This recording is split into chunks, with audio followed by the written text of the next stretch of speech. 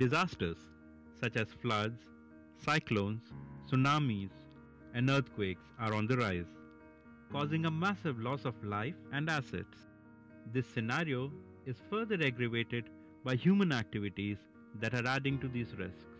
Though the world is more aware than ever towards preparedness to save lives and assets, there is a need to recognize that disasters have worst impact on people and communities that are poor or at risk for different reasons.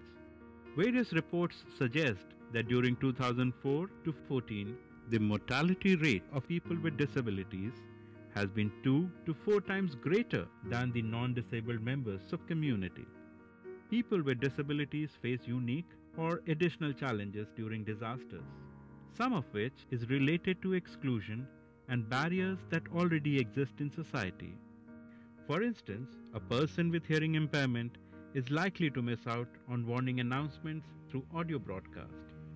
Similarly, the visual warnings, symbols, and signposts that are displayed will not be accessible for a person with blindness.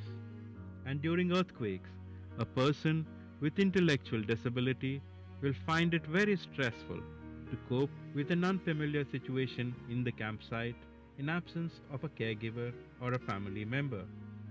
We need to ensure that disaster risk reduction is inclusive.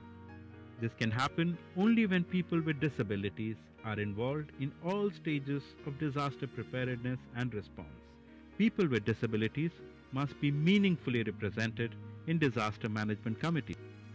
There is a need for data to be broken down in terms of age, gender, and disabilities for enabling policymakers and agencies to plan and respond effectively.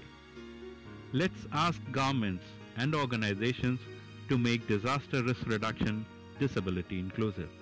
This can be done by implementing the Sendai framework and the DHAKA Declaration on Disability and Disaster Risk Management. Through this, we can ensure that no one is left behind next time a disaster strikes.